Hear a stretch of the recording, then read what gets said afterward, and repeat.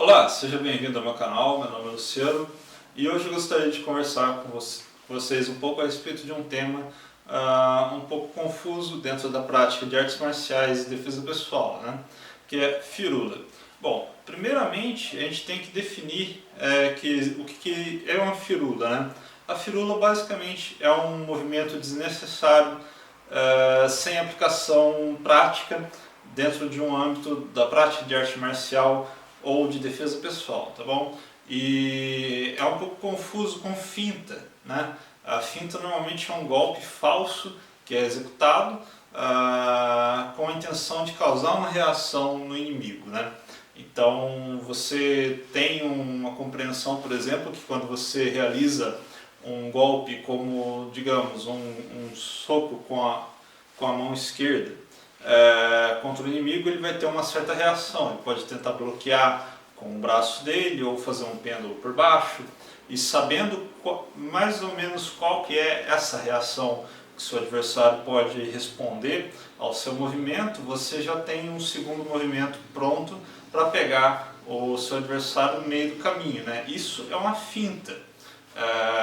Mas geralmente a finta ela se baseia em um golpe real, né? Mas um golpe que você está lançando, mas não é exatamente o golpe que você pretende utilizar para colocar seu adversário fora de combate, né?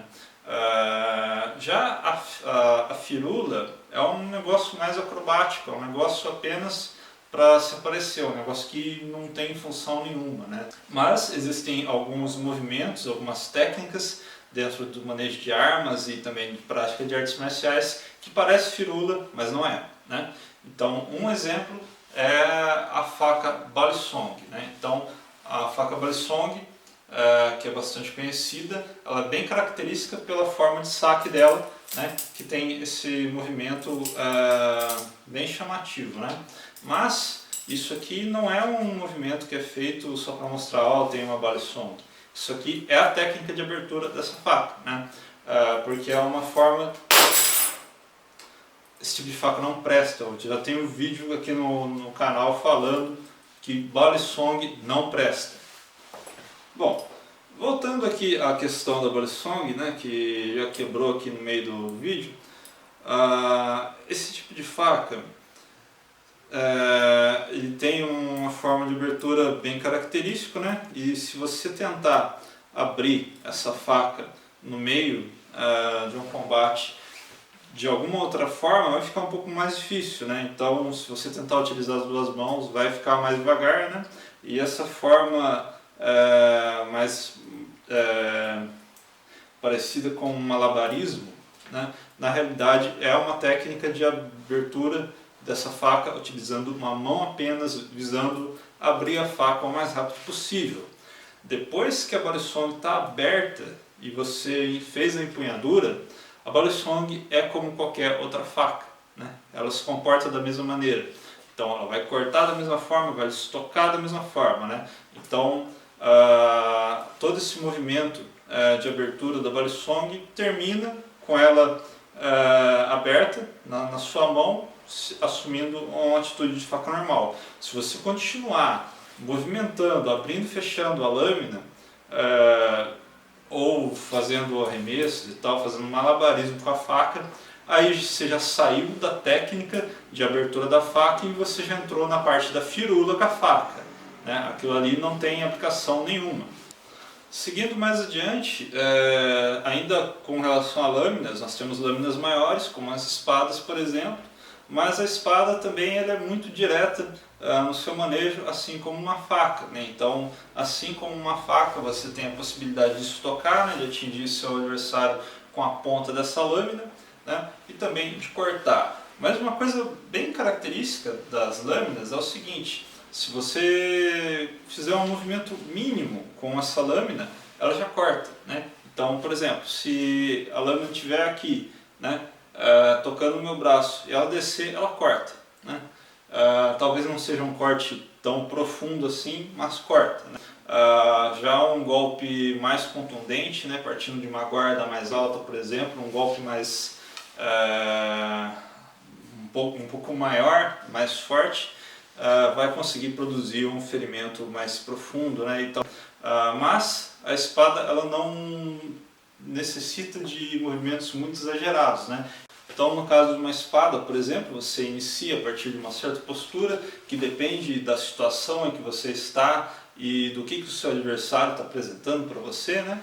E quando você vê uma certa brecha, uma certa abertura para entrar algum tipo de ataque, você já vai diretamente com o seu corte contra aquela abertura que o seu adversário deixou, né? Existem algumas situações em que você pode criar certas aberturas propositais na sua postura, né?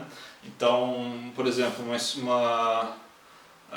um movimento com a espada em que você traz a ponta da espada para uma certa direção, você traz junto a atenção do seu adversário para aquela região, né? Quando você está enfrentando uma pessoa que esteja armada, seja com uma faca ou uma espada ou qualquer outra arma, especialmente as maiores assim, a ponta da espada, a ponta dessa arma, ela tem essa característica de puxar a atenção do inimigo, né?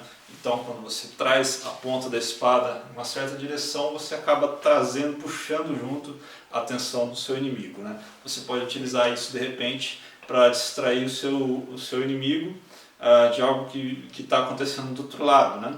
E, claro, se ele não quiser prestar atenção no movimento da sua espada para olhar para o outro lado, ele não vai ter muitas condições de reagir a um possível ataque que vai partir daquela postura, né?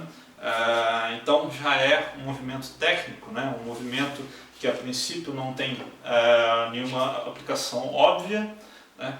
Mas existe uma estratégia por trás desse movimento, então não é uma firula. Agora, se caso você vê um indivíduo pegando uma espada e fazendo movimentos muito mirabolantes, com muitas voltas, o cara faz um golpe, vira de costa e coisa desse tipo, é estranho. É o caso de um duelo entre dois samurais que poderia acontecer antigamente no Japão.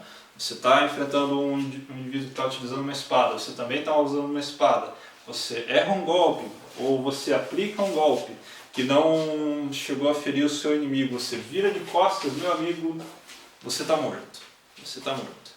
A aplicação de espada, por exemplo, ela sempre mantém você de frente com o seu inimigo, né? Você faz um corte e termina praticamente em uma postura que permite a você se defender de um ataque do seu inimigo, manejar a arma dele para longe e depois desferir um ataque, né? Mas você não vira de costas, né? A não ser que você vá atacar um adversário que está numa outra posição. Então, por exemplo, eu posso estar em uma postura apresentando a ponta da minha espada contra o inimigo nessa posição, e se caso tiver um outro inimigo se aproximando daquele lado, eu posso atacá-lo a partir dessa mesma postura, né? Sempre me afastando desse inimigo que está aqui, né? Então eu mantenho esse aqui afastado, golpeio o outro e saio do raio de ação do inimigo que está desse lado, né? Então esse é um exemplo de um movimento também um pouco difícil de entender da espada, que não é uma firula. Já se o cara começa a fazer movimentos muito aleatórios com a espada, também é uma firula, né? Então um exemplo de firula que algumas pessoas fazem por aí: pega a espada, uma pegada invertida. Até existem algumas técnicas de espada com a pegada invertida, mas são raras as técnicas, né? E aí o cara começa a fazer isso aqui, né? Isso aqui é firula pura. Firula pura. Isso aqui não tem aplicação nenhuma no manejo de espadas, né? Você não tem praticamente nenhuma forma de controle de defesa com a espada nessa condição, né? É muito fácil tirar a espada da sua mão, né? Se caso você desferir um golpe contra a espada do indivíduo, nesse momento aqui, por exemplo, se você bate na espada do cara desse lado aqui, você tira a espada da mão dele, né? Então é uma firula pura no caso do manejo de espadas. Já no caso de bastões, a coisa é um pouco diferente. O bastão uma arma de contusão, uma arma que depende do movimento dela para bater, né, e transferir energia mecânica. Então, sem movimento, o bastão não machuca ninguém, né? Se você movimentar pouca arma, ela vai bater, né? Ela até pode causar uma contusão, mas nada muito grave, né? Então, um movimento muito curto, né, pode até golpear um adversário, mas é um raio de ação muito pequeno e não vai gerar um impacto muito grande no adversário. Então, normalmente, no caso do bastão, você ataca fazendo um movimento mais amplo com o bastão. Então, por exemplo, aqui eu estou com a ponta aqui atrás, né, e eu faço um movimento golpeando com essa ponta de trás, né, trazendo a ponta de trás até a frente, acelerando essa massa do bastão em direção ao alvo, né. Aí depois, quando ela bater, ela vai transferir essa energia mecânica para o alvo. Ou então, eu tenho a ponta que está aqui na frente, eu faço giro e golpeio, né? Então, eu estou acelerando a ponta do bastão.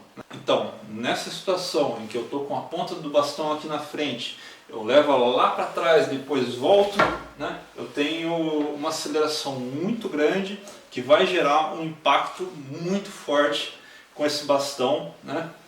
Quando ele atingir o meu alvo. Mesmo que você esteja com uma outra arma e você chegue a bloquear essa pancada, é uma pancada muito forte, que não tem muito como você ignorar. E dependendo do tamanho e do peso desse bastão, ele consegue varrer a sua arma com bloqueio e com tudo mais, né?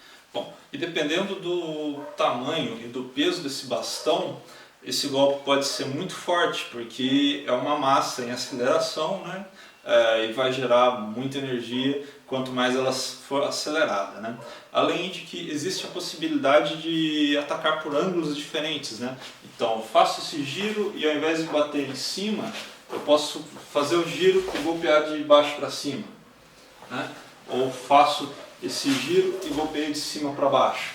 Então, o movimento ele não apenas gera a energia de ataque do bastão, mas também esconde qual é a intenção do meu ataque para o meu adversário, né?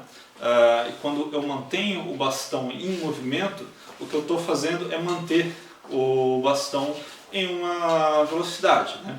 Então, aqui por exemplo, ele está em movimento e é muito mais difícil para o meu adversário perceber quando o meu ataque está começando, né? Estou fazendo o movimento, de repente eu estoco, né?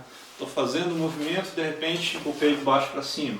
Estou fazendo o movimento, em seguida golpeio de cima para baixo, né? Então fica difícil de perceber quando começa o meu ataque, né?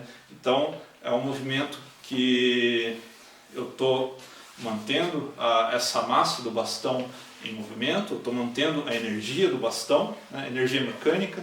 Qualquer um que estude algum tipo de faculdade na parte de engenharia acaba tendo que estudar essa parte de cinemática, dinâmica, essa parte de energia cinética de qualquer corpo em movimento, né? Então é energia mecânica, né? E ao mesmo tempo eu escondo o momento em que eu vou atacar o meu adversário e por onde que eu vou atacá-lo, né? Então, no caso de bastões, não tem muito para onde correr.